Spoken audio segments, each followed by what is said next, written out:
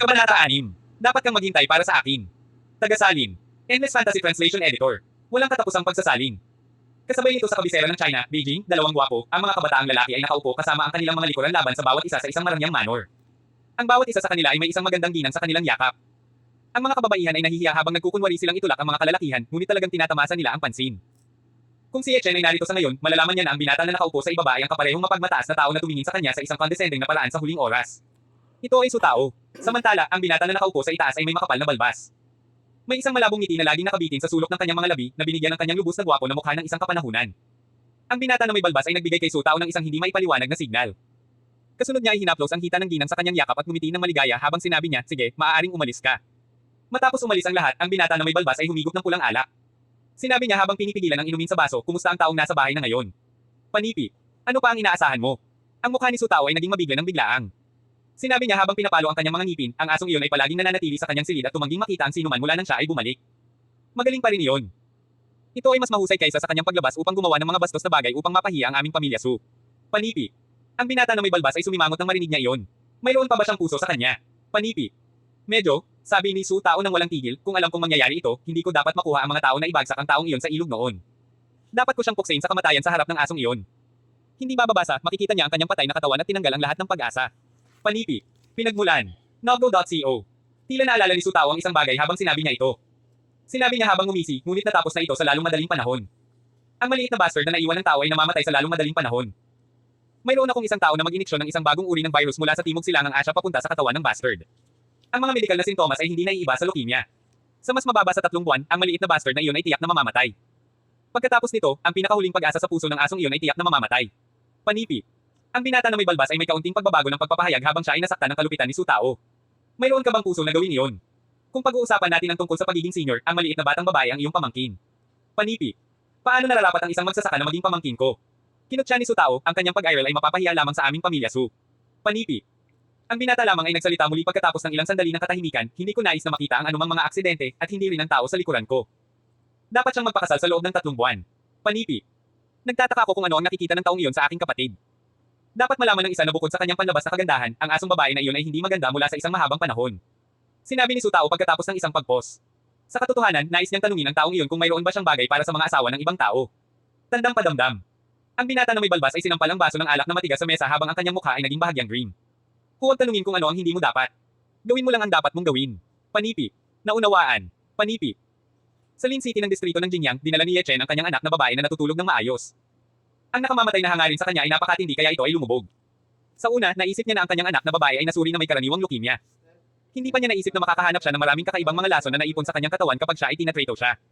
Sinususo ng mga lason ang sigla at dugo ng kanyang anak na babae tulad ng mga parasito. Sinasayang pa nila ang buto ng kanyang anak na babae. Kung nagpatuloy iyon, magtatapos ang buhay ng kanyang anak na babae sa loob ng 3 buwan. Ang unang salarin na naisip niya ay ang pamilyang Su. Walang dahilan kung bakit niya iisipin iyon. Tumawag siya ng mga pag-shot. Haha, natatakot ako na mabaigo ako sa iyo. Hindi mahalaga kung gaano kadetalyado sa iyong plano, hindi mo malalaman na ang aking buhay ay nagbago ng matagal. Panipi. Sa halip na magalit, si Ye Chen ay humisi. Inunat niya ang braso niya at sinuntok ang kanyang dibdib hanggang sa isang gintong patak ng dugo ang tumulo mula sa sulok ng kanyang bibig. Sa pamamagitan ng isang kisap mata ng kanyang daliri, agad na bumagsak ang gintong dugo sa katawan ni Meng Meng. Ang maliit na batang babae na natutulog ng maayos ay walang ideya na ang kanyang katawan ay kumikinang sa ngayon. Siya ay sparkling at ang kanyang paghinga ay mas pare-pareho ngayon. Ang ilaw ay kumupas. Iyon ang isa sa 3 patak ng dugo ng puso na mayroon siya. Ang katawan ng maliit na batang babae ay mahina, kaya hindi niya ito direktang sumipsip. Maaari lamang itong pigilan ni Ye Chen sa kanyang pansamantalang. Sa pamamagitan ng isang patak ng dugo ng puso, ang mga lason sa kanyang katawan ay hindi papasok sa kanyang puso. Kunin ni Ye Chen ang pagbagsak ng dugo ng lubusan matapos niyang pinuno ang river field. Si Ye Chen ay naging labis na thriller ng biglaan. Binigyan niya ng halik ng maliit na batang babae sa pisngi bago siya ibalik sa kama ng marahan. Ang kanyang mga mata ay labis na banayad habang hinahaplos niya ang mukha ng kanyang anak na babae na natutulog ng maayos. Meng Meng, kasalanan ko ito. Natapos ko na rin ang iyong ina. Huwag kang mag-alala. Dahil bumalik ako, hindi na ako hahayaan na magkaroon ng pinsala sa iyo at sa iyong ina. Panipi. Inay, namimiss kita. Sobrang miss na miss na kita. Sumasakit ang puso ni Ye Chen.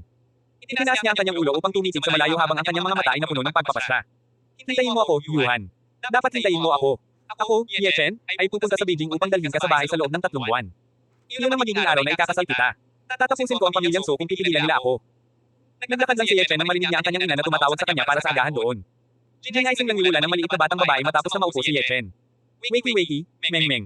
Mayroon kang paaralan ngayon. Panipi. Ang langit ay maliwanag sa ngayon. Nakita ni Ye Chen si Mengmeng na naghahaplos ng kanyang natutulog na mga mata habang naglalakad palabas ng silid pagkatapos kumain ng 2 bibig ng pansit. Ang batang babae ay naghuhumindig sa sandaling makita siya. Ang kanyang mga labi ay nagjoting ng labis na maaaring may ang isang bote mula sa kanila. Ngumiti si Ye Chen ng isang ngiti. Halika kainin ang iyong pansit, Mengmeng. Pakainin kita, panipi. Ang maliit na batang babae ay sumiksik ng malamig at kumuha ng sipilyo pagkatapos maglakad papunta sa banyo sa kanyang sarili. Pagkatapos, sinimulan niya ang pagsipilyo ng kanyang mga ngipin tulad ng isang may sapat na gulang. Samantala, ang kanyang ina ay pinagsasama ang kanyang buhok at inilalagay ang kanyang damit para sa kanya. Maaari lamang pilitin ni Ye Chen ang isang ngiti. Tila ang sama ng loob ng maliit na batang babae laban sa kanya ay napakalaking. Nakaupo sa tabi niya, tila naramdaman ni Yehay ang nararamdaman niya, kaya siya ay nagbuntong hininga, huwag kang magalit. Hindi ka pa nakikita ni Mengmeng mula nang siya ay itinanganak. Si Yuan ay nag-aalaga sa kanya bago siya lumingon ng 2 at ang iyong ina at ako ay nag-aalaga sa kanya pagkatapos nito. Ang iyong ina ay nagpapagod sa kanya ng maraming. Yun ang dahilan kung bakit siya kumikilos tulad ng isang prinsesa. Panipi. Alam ko, ama. Ngumiti si Ye Chen at tinanong paano na si Mengmeng ay mag-aaral na siya ng bata pa siya. Panipi. Tumanggo si Yehay. Oo, pumupunta siya sa isang maliit na klase sa kindergarten. Kailangan magtrabaho ang iyong ina kaya nag-aalala kami na iwanan ang kanyang tahanan. Akala namin ipadala namin siya sa kindergarten at kunin siya kapag natapos na siya sa paaralan. Panipi. Kumusta si Mengmeng sa paaralan? Mayroon bang nag-aapi sa kanya? Mas nababahala si Ye Chen tungkol sa kanyang pakikipag-ugnay sa kanyang mga kamag-aral. Hindi sigurado si Yehay na umiyak o tumawa nang marinig niya iyon. Ang mga tao ay nag-aapi sa kanya. Magaling kung hindi niya mapangapi ang sinuman. Ang maliit na batang babae na iyon ay laging tinatalo ang kanyang mga kamag-aral. Ako ay tinawag sa pulong ng mga magulang ilang araw na ang nakakaraan. Sinabi ng kanyang guro na sinuntok niya ang ilong ng isang batang lalaki sa kanyang klase hanggang sa sumabog ang kanyang ilong. Galit na galit ang mga magulang ng batang lalaki. Panipi. Kung gayon, bakit ko narinig ang maliit na batang babae na nagsasabing si Xiaoho mula sa susunod na pintuan ay binubuli siya nang bumalik ako kahapon. Hinaplos si Ye Chen ang kanyang ilong pakiramdam ng dumbstruck. Mapahamak paano magiging malahas ang kanyang anak na babae. Maaari man niyang makuha ang katangiang iyon mula sa kanyang ama. Si Yehay ay walang magawa. Xiaoho. Si Xiaoho ay matandang apo ni Zhao. Mas matanda siya kaysa kay Mengmeng. Mas maaga siyang lumayo kaysa sa iba at lagi niyang tinatanong ang mga bata ng parehong edad sa distrito upang ay boycott si Mengmeng. Sinabi pa niya na siya ay isang ulila na bata na pinaiyak siya ng ilang beses dahil doon. Panipi. Si Ye Chen ay natanto ng biglaan. Malinaw na kinamumuhian siya ng maliit na batang babae. Wala siyang puna tungkol kay Xiaoho at ang natitira. Sila ay mga bata pagkatapos ng lahat at wala silang alam. Gumugol ng mas maraming oras sa Mengmeng kung magagawa mo. Maaari mo siyang ilabas upang maglaro. Iyon ay maaaring paliitin ng distansya sa pagitan ng dalawa sa iyo, iminungkahi ni Yehay, bata lang siya. Nakalimutan niya at mabilis na pinatawad. Magiging maayos siya sa iyo sa lalong madaling panahon. Panipi. Tumanggo si Ye Chen upang ipakita na naintindihan niya. Nang maglaon, inilabas ni Wulan ang maliit na batang babae sa labas ng silid.